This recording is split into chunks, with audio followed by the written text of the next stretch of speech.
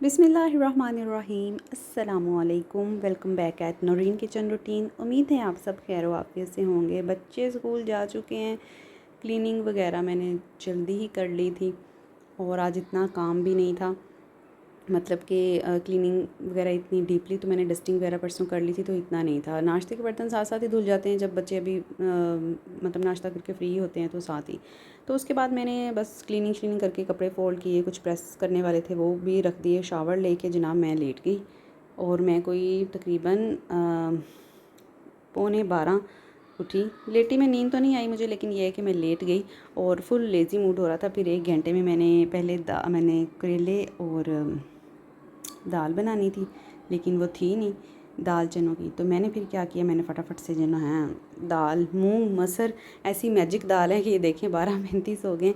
और ये है कि मैंने फिर फटाफट से मैंने कहा चलें अब दाल मूंग मसर मिक्स बनाते हैं। बस नमक मिर्च हल्दी डाली और प्रेशर लगा दिया और साथ में दूध ज़रा एक्स्ट्रा पड़ा था। तो मैंने कहा, बच्चों ने 2-3 दिन पहले कहा था कि हमें वो जो कलरफुल सी सेवइयाँ होती हैं ना, वो कस्टर्ड में मिक्स करके वो बना के दें हमें मीठा। तो मैंने कहा चलें आज वो भी बना लेती हूँ, दूध भी पड़ा है तो बच्चे भी खुश हो जाएंगे। और यहाँ पर दाल जनाब 5 मिनट के प्रेशर में ये आपको पता गल जाती है और बड़ा आसान ये काम कर देती है।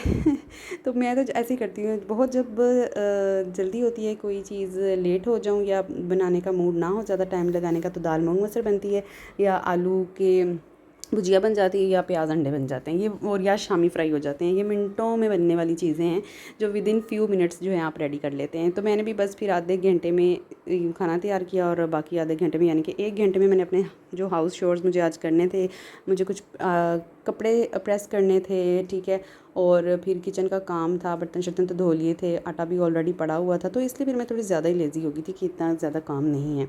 तो लेकिन फिर 1 घंटे में जो फिर दौड़ लगाई मैंने कि बच्चे आने वाले, आने से पहले मैं टेबल पे बर्तन वगैरह सेट कर देती हूँ, पानी शानी ग्लास वगैरह हर चीज़ रख देती हूँ ताकि जब वो आएँ तो बस मैं रोटी रखूँ, चेंज वगैरह वो करें और फिर खाना खा लें। क्योंकि उसके थोड़ी देर बाद ही, तकरीबन 30 to 40 मिनट्स बाद ही कारी साहब आ जाते हैं, कुरान क्लास होती है उनकी।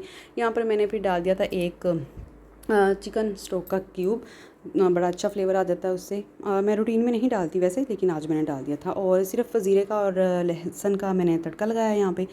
और जब दूध को बॉयल आया तो मीठा डाल दिया उसमें और कलरफुल सेवइयाँ डाल दी। वो 3 से 4 मिनट में वो गल जाती हैं, आराम से ही सॉफ्ट हो जाती हैं। और उसके बाद मैंने कस्टर्ड ऐड कर दिया मैंगो फ्लेवर का, और बस 5-10 मिनट वो पका और फिर मैंने उसको ठंडा होने के लिए फ्रीज़र में रख दिया बाउल में शिफ्ट करके। तो बच्चों ने शाम को मज़े से खा लिया। तो ये देखें तड़का रेडी हो गया और मज़ेदार किस्म की हमारी दाल जो है वो रेडी हो गई है। फुल लेज़ी मूड में मज़ेदार किस्म की दाल मूंग मसर रेडी हो गई है हमारी। गरम मसाला डाल के, धनिया डाल के मैंने इसको गार्निश कर दिया और बस यहाँ पर सैलड तैयार है। बच्चे आ चुके थे, खीरा मैंने काट लिया और प्याज काट लिया, उसके ऊपर मैंने उसको लेमन डाल दिया, टमाटर काट लिया थोड़ा सा, उसके ऊपर ड्राइड मैंने पुदीना डाला है, वो भूख में और इजाफ़ा कर देता है। देसी घी गरम कर लिया, दाल पर डाल के खाएंगे। शाम को अम्मी को मैं डॉक्टर के पास लेके आई थी, डेंटिस्ट के पास, उनकी एक सेशन था। तो बस फिर वहाँ हम आए। इवनिंग में काफ़ी ज़्यादा टाइम लग गया, तकरीबन 4 से लेकर 8 बजे तक वहीं हम रहे। तो ये जनाब फिर उसके बाद एक पार्सल आया हुआ था, मैंने एक शैम्पू मंगवाया था और मेरी बेटी को शौक़ चढ़ा के जनाब मैंने ही ओपनिंग करनी है इसकी। और बैठे थे हम कोई पढ़ाइयाँ शढ़ाइयाँ करने और वो भाग के नाइफ़ ले आई, इतनी तेज़ थी। मैंने उसको इतना मना किया कि मैं ओपन कर देती हूँ, लेकिन नहीं, पार्सल ओपनिंग उसने ही करनी है। तो दरमियान में पढ़ाइयाँ शढ़ाइयाँ और दरमियान में पार्सल ओपनिंग हो रही है हमारी। खैर मैंने एक शैम्पू मंगवाया था, ये एक न्यू कोई ऐड आ रही थी, Joy and fresh and Joy name से ब्रांड।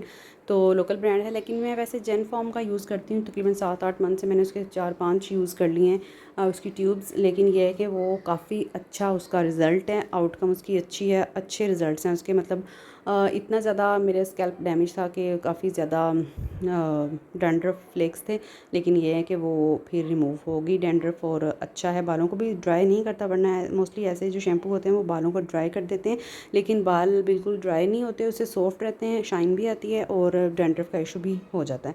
तो ये थोड़ा सा उससे रीज़नेबल था प्राइस में, वो तकरीबन 700-800 की रेंज में आता है और ये 400 का था। वो 100 ml है और ये 187 ml था। तो मैंने कहा चलें इसको 400 की रेंज में इसको ट्राई करके देखते हैं। फ्रेश एंड जॉय है ये, this is not any paid promotion, कोई पीआर ये वीडियो नहीं है, तो मेरा पर्सनल एक्सपीरियंस है। तो मैंने कहा चलें ये रीज़नेबल पड़ रहा है, तो एक मैंने एंटी डैंड्रफ मंगवा लिया और एक मैंने जो है वो कंडीशनिंग शैम्पू मंगवा लिया कि चलें नॉर्मल यूज़ के लिए वो हो जाएगा। तो 800 के दोनों आए, तो मैंने कहा चलें इसको ट्राई करके देखते हैं और फिर देखते हैं कि प्राइस इसकी रीज़नेबल है, इसका रिज़ल्ट अच्छा ही है उसका, लेकिन उसका तो अच्छा है ही, वो रिकमेंडेड है जेनफॉर्म। लेकिन इसको अब देखते हैं, यूज़ करूँगी और फिर इसका क्या रिज़ल्ट निकलता है फिर आपके साथ ज़रूर शेयर करूँगी।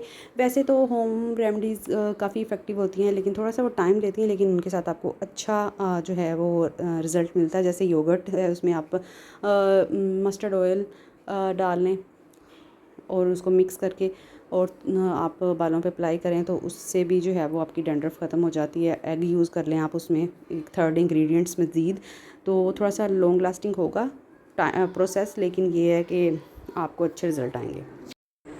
तो अब इन दोनों को यूज़ करूँगी और फिर देखूँगी, अगर तो ये अच्छे हुए तो फिर ये है कि आपके साथ रिव्यूज़ शेयर करूँगी, क्योंकि फिर एज़ कम्पेयर टू जेनफॉर्म इसका रिज़ल्ट कैसा होगा वो देखेंगे। क्योंकि जेनफॉर्म थोड़ा सा 800 आपको मिलता है 100 ml उसका, और इसकी 187 ml आपको 400 की मिल रही है। तो देखते हैं फिर प्राइस वाइज भी अपनी कंपैरिजन करना होता है, लेकिन रिज़ल्ट भी ज़्यादा इंपॉर्टेंट होते हैं, क्योंकि प्राइस कम दे के अगर रिज़ल्ट ही आपको नहीं मिल रहे तो फिर उसका कोई फ़ायदा नहीं। तो जेनफॉर्म का मैं ये वाला यूज़ कर रही हूँ, ये बहुत अच्छा है। इसको मैंने 7-8 मंथ रेगुलर इसको यूज़ कर रही हूँ मैं। एंटी डैंड्रफ शैम्पू है ये, और डैंड्रफ इशू के लिए बहुत अच्छा है। आपके बालों में डैंड्रफ भी रिमूव करेगा और ना आपके बाल ड्राई होंगे बल्कि सिल्की और स्मूथ हो जाएंगे। ठीक है, तो रेमेडी भी मैंने आपके साथ शेयर किया कि योगर्ट और उसमें सरसों का ऑयल और एग वो बेस्ट है। अगर आपको कोई अच्छी सी रेमेडी, कोई हेयर ऑयल या शैम्पू पता है या आप यूज़ करते हैं और उसके अच्छे रिज़ल्ट हैं, तो कमेंट सेक्शन में आपने ज़रूर शेयर करना है, ताकि मुझे भी उससे फ़ायदा हो। मैंने तो जो यूज़ किया आपको बता दिया, और ताकि मुझे भी कुछ फ़ायदा हो। और हेयर फॉल के लिए भी आपने मुझे ज़रूर बताना है, अगर कोई अच्छा सा है फिर मैं भी आपको बताऊंगी कि हेयर फॉल के लिए क्या बेस्ट हेयर ऑयल है जो हम होममेड बना सकते हैं। तो आपको मेरा ये छोटा सा व्लॉग, सिंपल सी रूटीन कैसी लगी आपने ज़रूर कमेंट सेक्शन में बताना है। लाइक करना नहीं भूलना, शेयर भी करिएगा, और अगर न्यू है और चैनल को सब्सक्राइब नहीं किया तो सब्सक्राइब कर लें चैनल को। और दुआओं में मुझे याद रखना है, अपना ढेर सारा ख्याल रखना है। अल्लाह ताला सबका हामी नासिर हो और सबकी मुश्किलात को आसानियों में बदल दे। आमीन सुम्मा आमीन। खुश रहें और खुश रखें, आसानियाँ बाँटें, ताकि आपके लिए आसानियों के रास्ते खुलते जाएं और आप ज़िंदगी को भरपूर तरीके से एंजॉय कर सकें। आमीन सुम्मा आमीन। अल्लाह हाफिज़।